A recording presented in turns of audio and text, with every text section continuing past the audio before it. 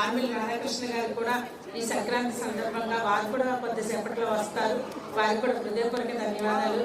ఇక్కడికి విచ్చేసిన district governor గారు పాపారావు నాయుడు గారు, వారి భార్య అరుణ గారు రావడం జరిగింది. ప్రతి సంవత్సరం ఇదే విధంగా మరి ఏ సంవత్సరం గవర్నర్స్ వారు వచ్చి మరి ఇందులో పార్టిసిపేట్ చేస్తున్నారు.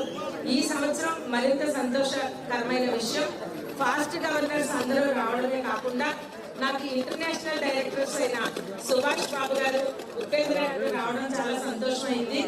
వారు వచ్చినందుకు మీడియా ముందుగా వారికి ప్రత్యేక ధన్యవాదాలు తెలియజేసుకుంటున్నాను.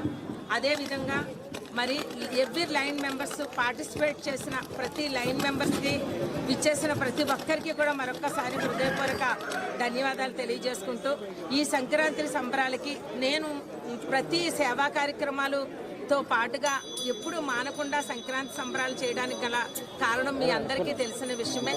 సంస్కృతి అన్న సాంప్రదాయం అన్న నాకు ప్రాణం. ఆ సాంప్రదాయాన్ని నిలబెట్టాలని, భావితరాలకి ఈ సాంప్రదాయాన్ని అందివ్వాలనే ఏకైక లక్ష్యంతో నిర్విరామంగా ఇన్ని సంవత్సరాలు నేను సంక్రాంతి సంబరాలు నిర్వహిస్తున్నాను. ఎందుకంటే ప్రతి భోగి, సంక్రాంతి, కనుమ 3 పండుగలు ముక్కనుమ కలిపి మన పెద్దలు మనకి పెద్ద పండుగ అని ఒక పండుగను మనకి సాంప్రదాయకంగా ఇవ్వడం జరిగింది. ఈ పెద్ద పండుగని ఎన్ని పండుగలు కలిపి పెద్ద పండుగగా మన హిందువులందరం మనం ఎంతో ఘనంగా చేసుకుంటాం. ప్రతి పండగకి కూడా ఒక ప్రత్యేకత ఉన్న విషయం అందరికీ తెలిసిందే. భోగి పండుగ ఈరోజు అందరం కలిసి భోగి మంట వేయడం చూసాం మనం.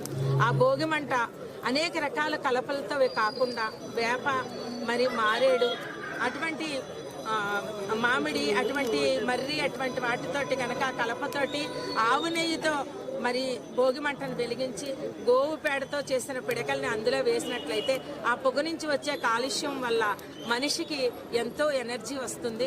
నెగిటివ్ ఎనర్జీస్ ఏమన్నా పోవడం జరుగుతుంది, క్రిమికీటకాలు నశిస్తాయి. ఒక విధంగా చెప్పాలంటే ఆ పొగ ఒక యాంటీబయాటిక్ అని మనకి ఇక్కడ అర్థమయ్యేది ఏంటంటే సంస్కృతి అంటే సైన్స్ అని మరి పెద్దలు మనకి ఇచ్చిందని మీకు తెలియజేసుకోవాలి. అదేవిధంగా సంక్రాంతి అంటే అనేక రకాల పిండి వంటలను చేసుకుంటూ దేవతలతో పాటు మన పెద్దల్ని కూడా మనం గుర్తు చేసుకుంటూ భోజనాలు పెట్టడం మన సంస్కృతి. ఆ భోజనాల పేరుతో మనం పేదవాళ్ళకి భోజనాలు పెడతాం, వారికి దాన ధర్మాలు చేస్తాం. అటు మనకి ఆత్మ స్థైర్యం, ఒక మన పెద్దవాళ్ళు మనం పిలుచుకున్నా అన్న ఇది, అదేవిధంగా పేదవాళ్ళకి కూడా మనం సహకరించిన వాళ్ళం అవుతాం. అలా మన సత్సంప్రదాయం వెనక ప్రతి ఒక్కటి కూడా మన పెద్దలు మనకి ఎంతో సైన్స్ తోటి ఉన్న విషయాలను అందులో ఇమిడ్చి పండగలు ఇవ్వడం. కనుమ రోజున మరి పశువులు అన్నింటినీ కూడా మనం అలంకరించి, అసలు ఈరోజు పాడి పంటలు ఏందే మనం లేము, మరి అటువంటి ఆవులని, ఎద్దుల్ని